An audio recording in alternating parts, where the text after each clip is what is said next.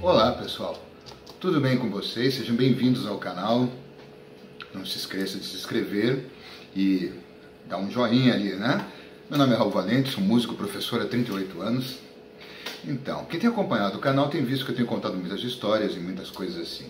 Hoje eu gostaria de começar com um assunto um pouquinho diferente. Uma coisa que eu acredito que afete todo mundo. Porque a mim afetou muito, durante muito tempo, que era o grau de dificuldade do aprendizado, principalmente para quem começa sem orientação, né? Era muito difícil. Então, e ainda por cima, quando eu começo a pensar que era difícil porque eu não tinha informação nem orientação, a não ser quando eu tive os primeiros professores, mas mesmo assim, né? Porque o que ocorria era difícil ter material didático, direcionado ao meu gosto musical. Então, quando eu comecei a tocar, existiam pouquíssimas lojas de disco.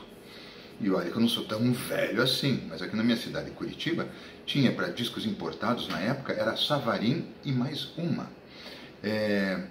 Loja de partituras era a Sartori, Casa Hertel, depois abriu uma outra, e outra que eu não sei se tive, eu não tomei conhecimento se tivesse. Então era uma dificuldade, porque era coisa marcial, coisa bem comercial, então eu que eu gostava já de um rock progressivo, não se achava nada. Quando comecei a gostar de jazz, não se achava nada. A não ser aquelas coisas muito óbvias, né? Tipo, achava a partitura para New York, Fly Me to the Moon, Garota de Ipanema, e algumas outras coisas, Roberto Carlos, essas coisas assim mais populares mesmo, assim você achava com mais facilidade. Então nesse ponto, então, era muito difícil achar material. Hoje em dia, com a internet, a quantidade de informação que a gente tem, então a dificuldade se transformou em outra, em não ter informação, mas sim o excesso de informação e saber o que aproveitar, né? Então, falando das dificuldades então pessoais e tudo mais, eu gostaria de começar falando de uma coisa assim. Meu primeiro saxofone, porque eu fui fazer a compra do meu primeiro saxofone. Até já contei isso num outro vídeo, a história que a minha tia sempre falou, é que eu nunca vou esquecer aquele teu patinho feio. Porque ele tinha um som de patinho e era feio. E, gente, só funcionava a mão esquerda. A hora que eu ia tocar a mão direita, ele falhava. Então ele era, eu não lembro nem a marca, lembro que eu comprei uma vila aqui bem longe. Tá, mais ou menos isso. Então o que acontece? Essa dificuldade de ter um instrumento bom, isso afeta e muito a produção do som. Então você tem que tomar um certo cuidado com o que vai comprar. Então uma coisa que eu faço sempre com novos alunos é, olha, eu vou e faço um teste para você. Porque às vezes, não que as pessoas sejam totalmente mal intencionadas, né? Mas vendedor é vendedor, aquela história, esse carro era apenas de uma senhora que ia na missa aos domingos com ele. Você vai descobrir que o carro era de locadora. Tá, mas existem boas lojas com famas. Aqui em Curitiba tem uma loja que é minha favorita, né? E pessoas que eu sei que são sérias e que qualquer problema eles resolvem para você, em vez de tentarem ficar te enrolando, como tem outras lojas que são assim. Eu já passei cada aperto com o aluno para poder trocar instrumento, umas conversas assim. Então, hoje em dia existem os sax chineses, né, que a China fabrica de tudo. Existe o sax nacional brasileiro, que no meu ponto de vista é assim, alguns têm um probleminha de afinação, mas são raros, mas eu gosto muito do timbre da lata do sax brasileiro, sempre gostei. O que eu não gosto é a desenvoltura muito do instrumento e a parte mecânica, é meu gosto. Eu tenho conhecido um amigo meu que faz uma música maravilhosa com o sax nacional. A boquilha é importada, mas ele faz uma música maravilhosa com o sax nacional. Antes que eu me esqueça, essa música que eu comecei o vídeo hoje se chama Cantaloupe Island, é de Herbie Hancock, tá? Então, eu levei muito tempo com aquele sax patinho feio, aí eu passei para um soprano. Soprano, mais uma vez, é esse aqui, esse aqui. Ele não tinha as notas abaixo do dó, então ele era super antigo, desafinado que era o negócio. Passou-se um tempo, eu comprei um outro, que era de uma marca chinesa, e que também era desafinado, que já era desafinado e caiu uma vez. Eu estava andando de moto e ele arrebentou a alça, ele caiu, só lembro de olhar ele no asfalto, rolando. Não quebrou nem nada, mas a afinação que já não era boa, imaginem, né? Gente, eu toquei quase 20 anos com aquele soprano. Só eu conseguia tocar. Como, eu não sei. Mas eu consegui me desenvolver através dele. Hoje eu tenho um Yamaha top de linha. Eu tenho um Cannonball maravilhoso. Eu tenho uma flauta Armstrong e tenho um Yamaha profissional, o meu alto, né? Então o que acontece? A escolha do instrumento é uma coisa que às vezes a gente pensa muito no custo, porque os saxofones profissionais custam caro, aqui no Brasil principalmente, né? Mas os saxofones de marcas famosas profissionais custam caro em qualquer lugar. Por exemplo, se você vai no eBay ou alguma dessas páginas de venda, saxofones como a Selmer francesa chega a ter, por causa que foi de um músico famoso ou é uma série especial, chega a custar 15, 20 mil dólares. Só ganhando na loteria, né? Tá, mas em todo caso, por exemplo, você pode ir para Paris comprar, você pode comprar aqui na minha cidade, tem loja que vende, mas mesmo assim é muito caro, né? Agora, saxos usados tem que tomar muito cuidado, sempre levar alguém para testá-lo. Com um afinador, você ouvir o timbre, não vai, se você nunca dirigiu, não entende nada de mecânica, não vai comprar o carro sem levar alguém que entenda. Então, essa é uma grande dificuldade que eu acho que somente com alguém, um entendido, um expert, pode lhe ajudar, né? Aí outra coisa, você comprou um instrumento custo-benefício, pagou lá seus 2, 3 mil reais, estamos em 2020, né? E você vai assoprar teu instrumento. No primeiro sopro, o que acontece? Aquela tontura. E o som só sai, só apito. Só sai isso. Pô, alguma coisa está errada. E você tonto. E o ar não dura nada. Então, aí nós temos alguns problemas a serem resolvidos em etapas. Não é só a execução sonora através da boquilha de um saxofone. É a maneira que você respira. Então eu cometi grandes erros na minha juventude musical, porque tudo bem, eu não era mais adolescente, mas tinha uma cabeça meio de adolescente, né? Então eu lembro bem do meu professor, você tem que respirar com o diafragma. Ele era um senhor gordo, gostava de cerveja, mas ele tinha uma capacidade respiratória que eu invejo até hoje. Ele tocava uma página quase inteira numa respirada, era uma coisa maravilhosa, excelente chorão, tocava flauta. E o que acontece? Ele me insistia nisso. E eu, rebelde, sem causa, não, eu fico quase 2 minutos embaixo d'água sem respirar, eu corro 15 quilômetros, eu não preciso. E cometi um grande engano de achar que a respiração do pombo, que eu falo do pombo, é quando você respira apenas no peito. Então isso está errado, é a parte de cima. Você tem que aprender a puxar teu ar para o diafragma e usar o apoio intercostal. Quando você aperta a tua cintura e você tosse,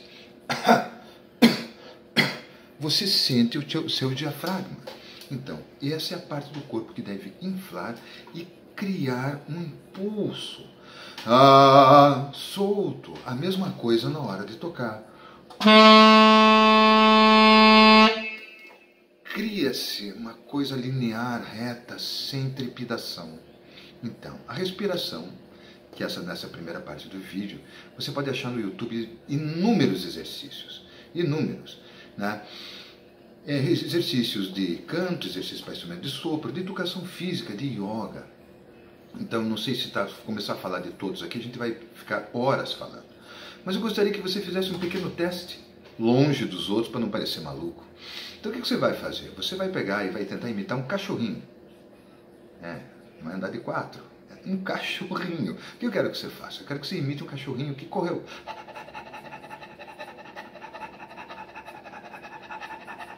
Você reparou que está constante? Então, eu estou usando a parte inferior do meu corpo, abdominal, meu diafragma. Não é para fazer... Se o ombro pular e o peito pular, você está fazendo errado. Repare depois e aumente o tamanho do cachorro. Você consegue... pastor alemão. Então a ideia é que infla embaixo, sabe? Não é a compressão, o apoio, é diferente, é outra coisa. Mas vê se você consegue fazer isso por algum tempo, num movimento igual.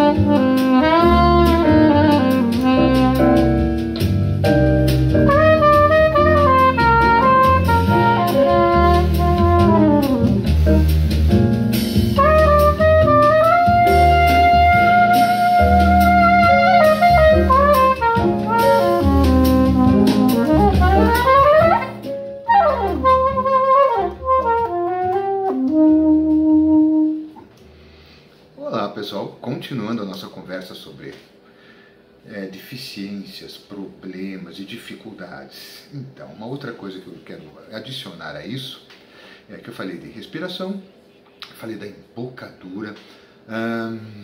Que mais que a gente usa para tocar? A gente usa a alma, claro, né? O cérebro, claro, né? Tá. Os olhos também. Mas a gente exercita isso de uma outra maneira. O que eu quero que vocês entendam é o seguinte, os dedos. Então, os dedos. A gente não tem um tato fino, refinado. Geralmente é um tato grosso, a pinça é que funciona mais. Então, a maioria das pessoas, assim, desde pequeno, né? Até para pegar uma madeira, pegar a chave do carro, pegar maçaneta, pegar volante, pegar mala e tudo, fazer força, fazer boxe, seja lá o que for, geralmente é a garra inteira. Você não tem um controle de cada terminal nervoso. Então, quando me pediam para fazer algum movimento rápido, eu via músicos tocando assim, eu falava, como é que o cara conseguiu tocar, emendar o grave com o agudo? Tem uma velocidade, né? Ah, meu Deus, um dia eu quero aprender a fazer isso. Acabei aprendendo. Por isso que nas aulas eu darei muitas dicas de como treinar os seus dedos para chegar nesse ponto. Então, eu não conseguia.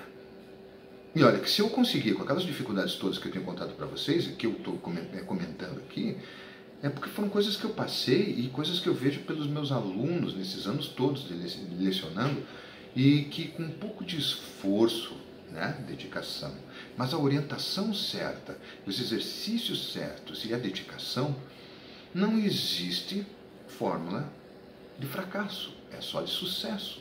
Então, se eu conseguir desenvolver meus dedos para algumas agilidades, qualquer um consegue, ok? Eu já tenho mais de 50 anos e os dedos continuam muito bem, porque eu exercito frequentemente.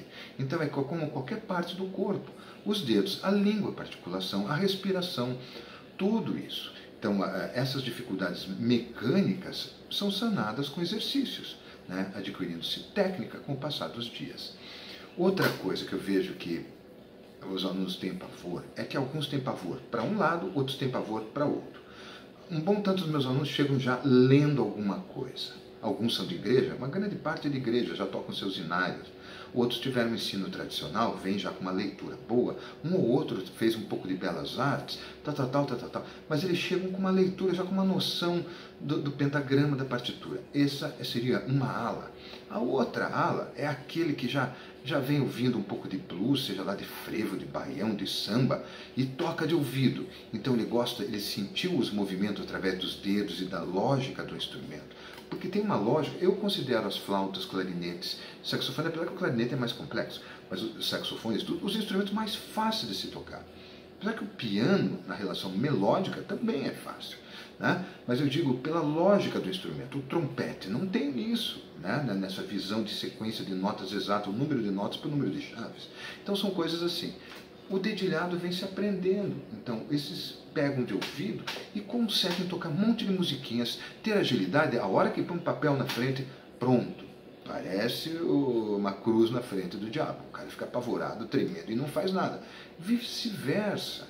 Então eu diria assim, você tem a perna direita, você tem a perna esquerda e você está indo para uma academia, você não vai treinar só o lado direito e nem só o lado esquerdo. Você tem que treinar os dois para poder ter um equilíbrio dessas coisas. Então, com uma série de exercícios para leitura, série de exercícios para percepção, consegue-se romper essas barreiras. Claro que um pouco de dedicação diária, isso vai sanar todos os problemas. Então, quanto à partitura, existem métodos de leitura famosos e tudo. A gente usa isso em aula, eu tenho algumas coisas que eu mesmo escrevi, mas provavelmente usaria algumas coisas já prontas, entende? E nesse ponto, precisa entender bem como fazer, porque tem uma associação entre ouvido, porque você está ouvindo o que está tocando, você tem que perceber se está com a sonoridade, se está dentro da pulsação. Então não deixa de ter ouvido. E quando você vai tocar de ouvido, dependendo do que você vai fazer, se você vai ler uma cifra, você está lendo do mesmo jeito. A partitura é uma maneira de escrita, cifra é outra. Ambas funcionam para o produto final da música. Então, com um pouco de metodologia, com um pouco de suor e paciência, qualquer um. Mais tarde eu postaria um vídeo com testemunhos dos meus alunos. Tenho alunos de 60 anos, já tive alunos de 85 anos, que infelizmente já não estão entre nós, e conseguiu aprender mesmo com problemas mecânicos. Tenho alunos que agora faz um tempo que estão comigo, fizeram 10 anos de idade e estão tocando, leem um pouco de partitura, tocam um pouco de ouvido, tem um som agradável. Nem sempre, mas tem, eles são bons. Eu com 10 anos tocava campainha e cachorro, mais que nada. Né? E tem uma aluna que eu consigo ter um aluno com autismo mediano, mas ele compreende as coisas super bem. Mas eu tenho uma aluna que é o meu xodó, que é a Carol. A Carol tem síndrome de Down. E a Carol eu consegui fazer com que aprendesse a ler partitura. Do jeito dela, simplificado, mas ela lê partitura. Então, gente, se essas pessoas com idades variadas, com problemas variados, pessoas que não dá para se dizer normais, dentro de uma visão cognitiva e tudo mais, né? Eu diria que se qualquer um aprende. Eu que nunca fui muito atencioso, com déficit de atenção e tudo, não gostava, eu odiava ler partitura. Eu gostava de tocar blues, fazer minhas notas borboleteando por aí. Eu não gostava, eu me bati muito tempo até que eu organizei. No meu primeiro vídeo, se eu não me engano, eu comentei sobre isso, a orientação dos professores. E eu botando um pouco, seguindo aquele caminho, e isso me fez melhorar muito. É o que eu pretendo fazer com vocês.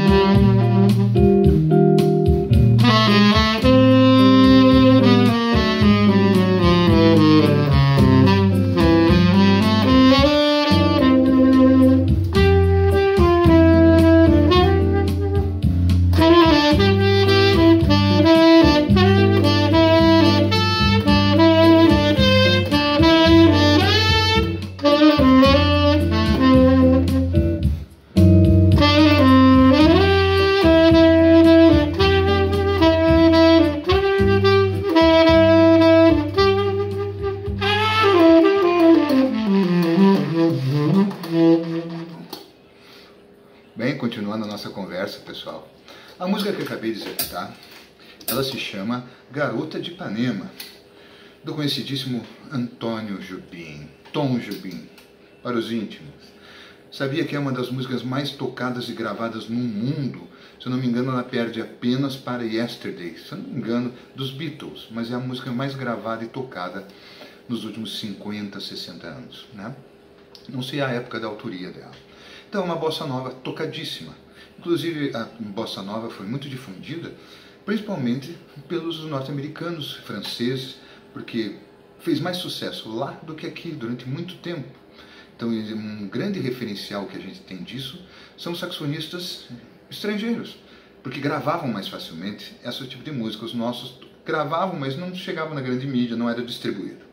Ok, continuando sobre as nossas conversas a respeito de dificuldades, eu falei de um pouco de respiração, como tentar melhorar. Façam a sua própria pesquisa, mas tem que fazer, são coisas assim mais específicas a serem feitas.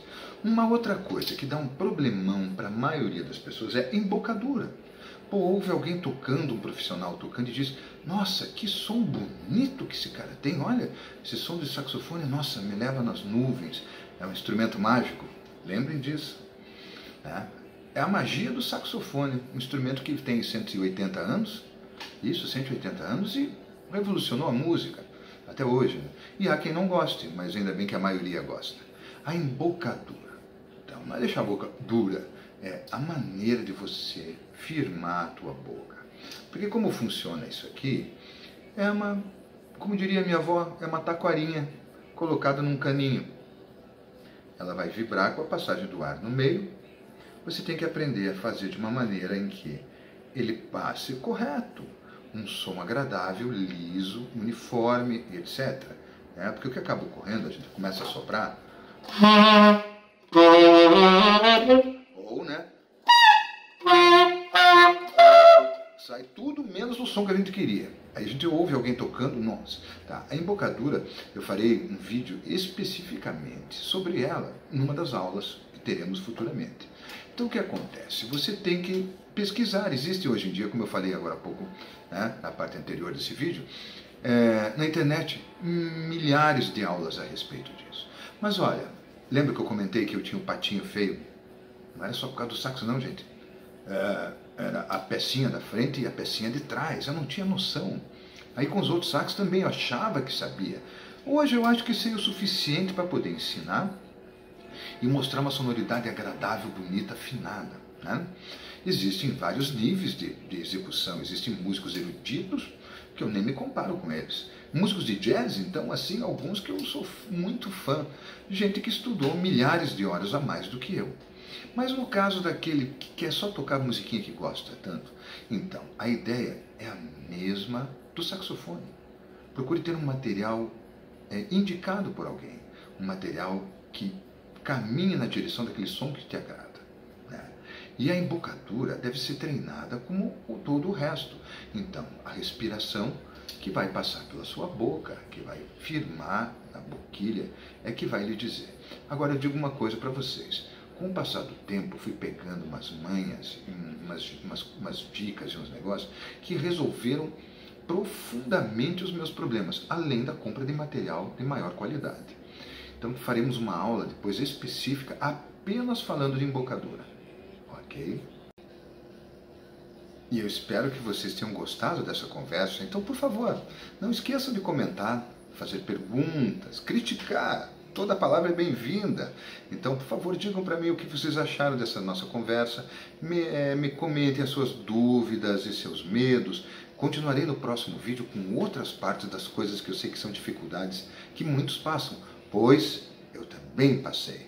Então, por favor, dê um joinha, curta, divulgue isso, compartilhe para que outras pessoas saibam e quem sabe a gente possa organizar uma boa ideia e resolver problemas para muitas pessoas. Meu nome é Raul e eu agradeço. Obrigado.